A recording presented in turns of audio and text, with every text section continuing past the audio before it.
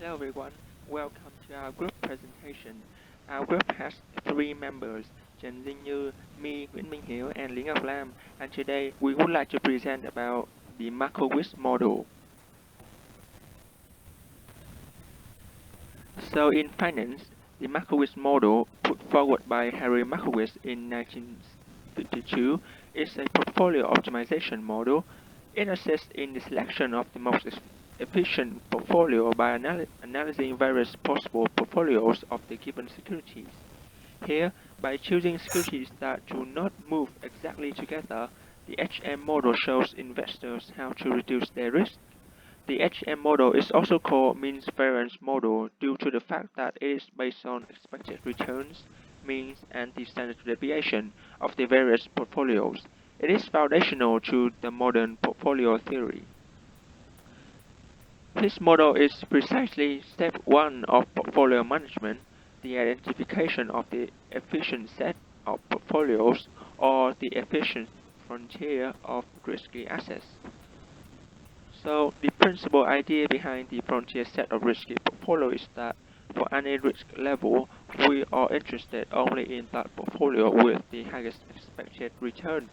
Alternatively, the frontier is the set of portfolios that minimize the variance of for any target expected return. So Markowitz made the following assumptions while developing the HM model. Risk of a portfolio is based on the variability of returns from said portfolio. An investor is risk adverse. An investor prefers to increase consumption. The investor's utility function is concave and increasing due to their risk aversion and consumption preference. Analysis is based on single period model of investment. An investor either maximizes their portfolio return for a given level of risk or minimizes their return for a given return. An investor is rational in nature. So to choose the best portfolio from a number of possible portfolios, each with different return and risk, two separate decisions are to be made, and the first one is to determine of the set of efficient portfolios. We determine the risk-return opportunities available to the investor. So these are summarized by the minimum variance frontier of risky assets. This frontier is a graph of the lowest possible variance that can be obtained for a given portfolio expected return. Given the input data for expected returns, variance, and covariance, we can calculate the minimum variance portfolio for any targeted expected return. So notice that all the individual assets lie to the right inside the frontier, at least when we allow short sales in the construction of risky portfolio. This tells us that these risky portfolios comprising only a single asset are inefficient.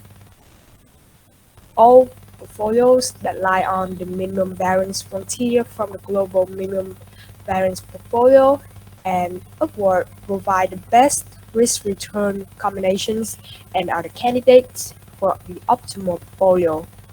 This part of the frontier is called the efficient frontier for risky assets. For any portfolio on the lower position of the minimum variance frontier, there is a portfolio with the same standard deviation and a greater expected return position directly above it. Hence, the bottom part of the minimum variance frontier is inefficient. So some clients may be subject to additional constraints. So for example, many institutions are prohibited from taking short positions in any assets. So in this case, the portfolio manager will add to the optimization program constraints that rule out negative or short positions in search for efficient portfolios. So it is possible that single assets may be efficient for risky portfolio themselves. Without the opportunity of short sales, the only way to obtain that rate of return is to hold the assets as one's entire risky portfolio. So there are many more constraints. Some clients may want to ensure a minimal level of expected dividend yield from the optimal portfolio. So in this case, the input list will be expanded to include a set of um, the expected dividend yields, and the optimization program will include an additional constraint that ensure the expected dividend yield of the portfolio will equal or exceed the desired level. And now we move to capital allocation and the separation property. As before, we showed for the capital allocation line with the highest Sharpe ratio, that is the steepest slope. The CAL dominate all alternative feasible lines. We range up the CAL by selecting different portfolio until we reach portfolio P, which is the tendency point of a line from F to the efficient frontier. Portfolio F maximize the Sharpe ratio. The slope of the CAL from F to portfolio on the efficient frontier. At this point, our portfolio manager is done. Portfolio P is the optimal risky portfolio for the manager clients. The most striking conclusion of all this analysis is that a portfolio manager will offer the same risky portfolio P to all clients, regardless of their degree of risk aversion. The degree of risk aversion of the client comes into play only in capital allocation, the selection of the desired points along the CAL. The only difference between clients' choices is that the more risk-averse client will invest more in the risk-free asset and less in the optimal risky portfolio than will a less risk-averse client. However, both will use portfolio P as the optimal risky investment vehicle. An investor who is highly risk-averse will hold a portfolio on the lower left hand of the frontier, and an investor who isn't too risk-averse will choose a portfolio on the upper portion of the frontier. This result is called a separation property. It tells us that the portfolio choice problem may be separated into two independent tasks. The first task, determination of the optimal risky portfolio, is purely technical. Given the manager input list, the best risky portfolio is the same for all clients, regardless of risk aversion. However, the second task, capital allocation, depends on personal preference. Hence, the client is the decision maker. The advantages are as follow. The portfolio becomes resistant to systematic risks. Diversification helps investors understand different sectors. Such portfolios suit both long-term wealth creation and short-term profit. And finally, a variety of financial instruments fit this investment strategy.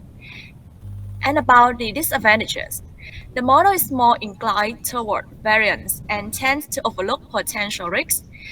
It does not guarantee good return and is only based on historical data. The model does not account for associated costs like broker commission, tax, and all the charge. The whole model is based on irrelevant stock market assumption.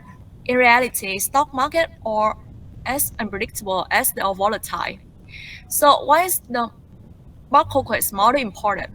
The important feature of the Markowitz theories are as follows. It helps new amateur investors in creating a diversified portfolio. The theory aids in regulating risks to minimize losses. Simultaneously, the investor runs a good chance of registering lucrative profit. And finally, investor can use the model to identify and replace non-performing investment. So that's the end of our presentation. Thank you for your listening.